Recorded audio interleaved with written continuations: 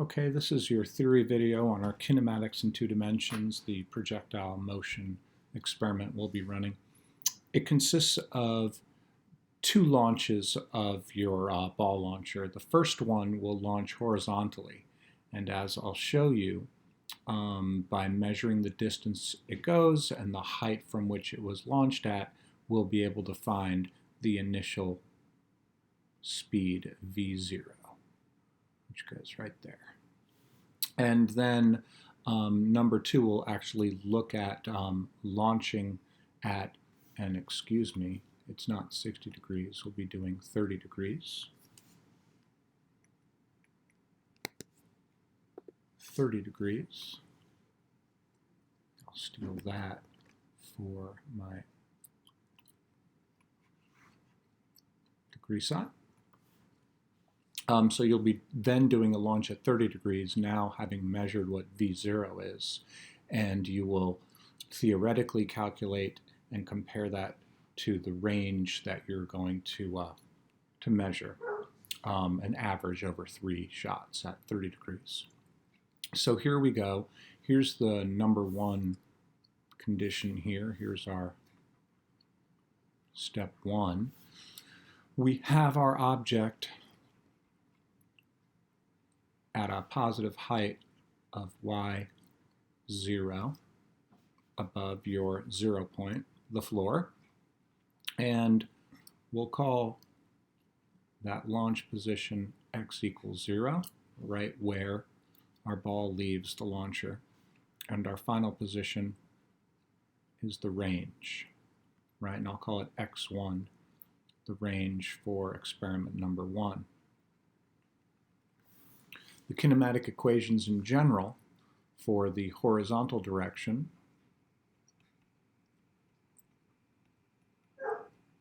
and this is only the position versus time, x equals your initial position plus your initial x velocity times time. In the vertical direction, you might hear my dog, but that's okay. He's just fine. Your final y position is equal to your initial y position plus your initial velocity in the y direction, v0y, times the time. And in here, the acceleration due to gravity in the y direction is negative g, so I explicitly put in the negative, and absolute value of g, which is, of course, 9.80 meters per second squared.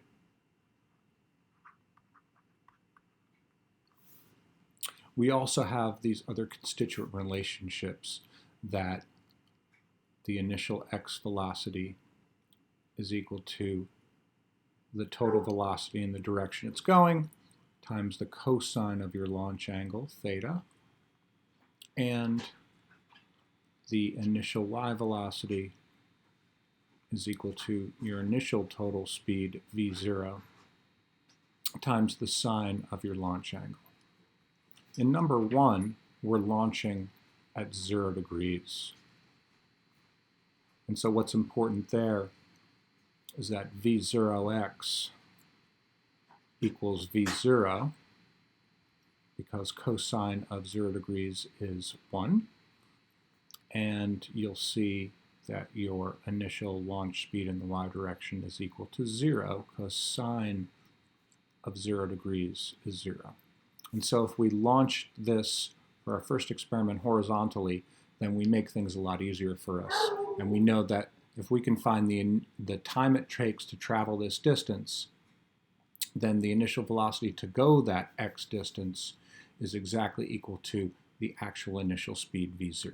So this is what we find are trying to determine. We're going to measure the height of the ball as it leaves the launcher. So we're going to measure the initial vertical position, and we're going to measure the range we get, right? And that'll be averaged over 3 shots, 3 launches. Now you hear my cat. So let's set our specific case to it. Here, x0 equals 0, right? It starts at x equals 0.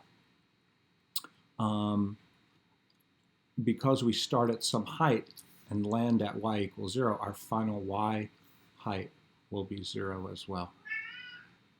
So if we put that into our equations, call this equation 1 and this equation 2, from equation 1, we get the simple relationship that, and in this case it's our theoretical range x1 is equal to v0, not v0x, because v0x equals v0 times the time. And then our second equation, put in our values, we will have 0 equals y0. We know our initial y velocity is 0, so that part goes away, and we have 1/2 gt squared remaining. So what do? Combine and eliminate t. I just fed my cat, so he's just complaining for more food. So I'm going to go ahead and it really doesn't matter which one you solve for. From number 1, we have that t equals x1, your range that you will measure, divided by v0, which you will eventually solve for. And equation 2, we can add 1/2 gt squared to both sides. So let's insert our expression for t here. We have 1/2 g, and it's x1 over v0 quantity squared. So when we put this all together, we get y0 equals 1/2 g times x1 squared, all divided by v0 squared. And I'll let you do this algebra, but if you solve for v0, basically multiply both sides by v0 squared, then divide both sides by y0, you'll have to take the square root,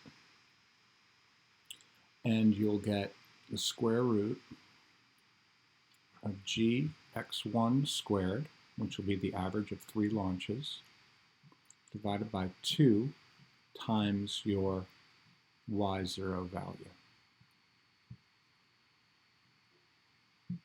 Okay, so we box that equation in. That equation is super important. This is how you determine your launch speed. And you always want to stay at the same launch speed, which I believe is the second of 3 settings. Okay, so that is what I'll call super important equation Roman numeral 1. That's how you determine your launch speed, by measuring your height of launch and your average of 3 range values. Okay, the second part is now let's launch at 30 degrees. Let's measure the range, which I'll call x2. So I'll put a little subscript 2 here to make sure it's clear. x2. You'll take 3 launches at 30 degrees.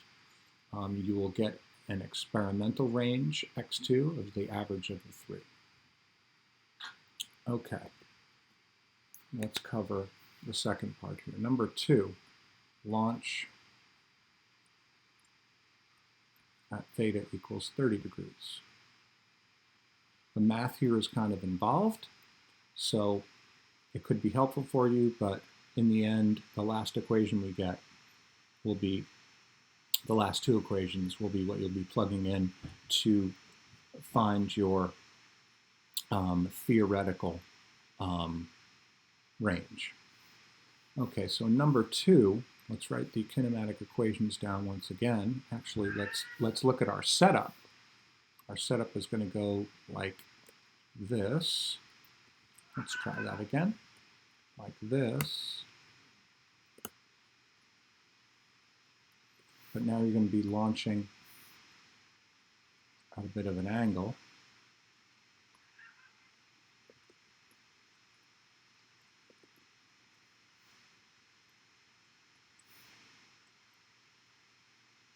Try and rotate that up a little bit. Okay, so we're launching at 30 degrees or so. And our ball will do something like this. And we'll get some range. And this will be our x2 range. This will be our x0 equals 0. Here's our y equals 0 value at the ground. And right up here, remember where the ball is going to launch from. This is your y,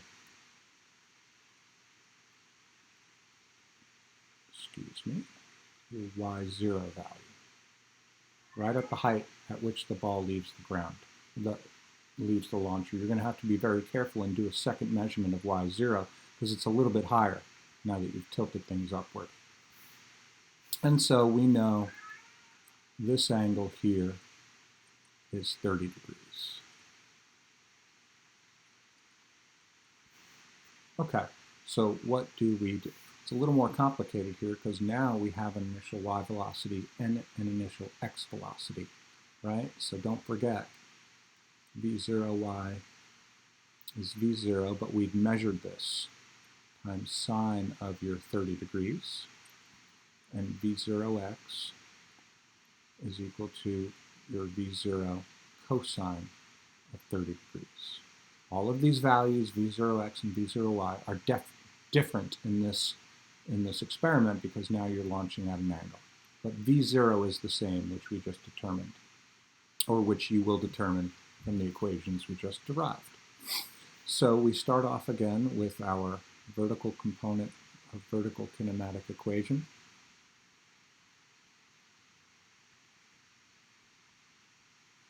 With acceleration in the vertical direction as minus magnitude of g. And we have our range, which I'm going to call x2, is x0 plus v0x times t. Apply our specifics. We know we launch at x0 equals 0. So that makes our x equation say that our range at 30 degrees is our initial x speed times t. And we also know that our initial y location, this is incorrect, our final y location or height is 0 when it lands. When we apply that, we then have our kinematic equation being more complicated in the vertical direction than last time. Now, as you might have recalled from the previous lab where we had you doing some algebra, we needed to use the quadratic formula to solve. So remember the last one, to get x2, we already know v0x through this calculation. You're going to plug in your v0 from part 1 times cosine of 30, you know v0x. But you need t. We're going to get t here. The problem is that it's wrapped up in a quadratic, so we're going to have to use the quadratic formula or factor, but factoring would be ugly at this point. I'm going to rearrange it.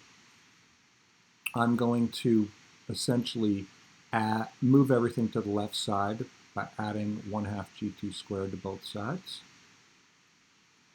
And then subtracting v0y times t, and then subtracting y0 equal to 0. We must identify that if we, oops, not yet. Last step, let's make things easy. Let's get the coefficient of t, this 1/2 g, let's make it 1 by multiplying everything by 2 and dividing everything by g. When I do that, I'm left with t squared minus 2v0y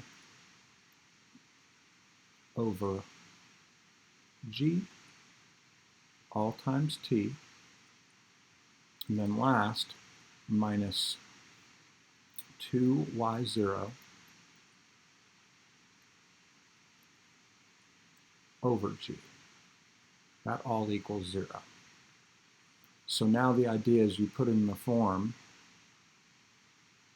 pretend x is like t, at squared plus b times t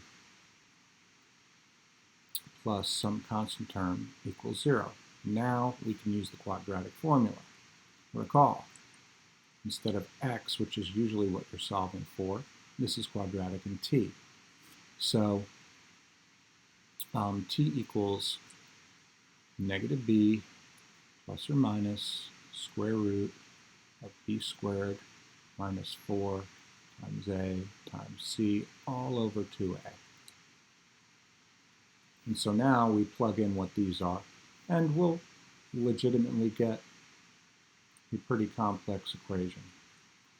So I have my minus b, and I hope it's clear that b is minus 2v0y over g. We're just mapping. Here's the t, here's the first power of t, so this must be b. So it's a negative of negative 2v0y over g plus or minus the square root of this whole thing squared. Since it's squared, I'm just going to get rid of the negative sign. So it's 2v0y over g quantity squared minus 4 times a here. The coefficient of t squared is just 1, and c is 2y0 over g, so it's minus 4 times a times c. C is negative, the minus signs go away, so you have plus 4 times 1 times 2y0 over g. So you get 8y0 over g. All of this divided by 2 times a is 1, so that's what you have. Simplifying things a little further. Take this, dividing by 2, we lose this factor of 2, the two negative signs go away. You get v0y over g plus or minus this whole mess, right? 2v0y over g quantity squared plus 8y0 over g, whole thing square root. So this equation connected with this equation will give you your values. One hint: the time at which our conditions are met, and that would be the condition at which y equals 0, well, there's one time here for sure, but the other time is in negative time. It's back here. So if you take the minus, you're going to get a negative time. That corresponds to where it would have been here, how many seconds before launch or something. It's meaningless. So choose the plus solution. And basically, you know v0x, you can calculate it, you know v0y, you know g is 9.8, and you know what your y0. So first, find t. Second, plug into x2 equals v0xt, and that's your theoretical range. And you're going to compare that to the average of 3 launches you do at 30 degrees. That ends your video on the theory of projectile motion.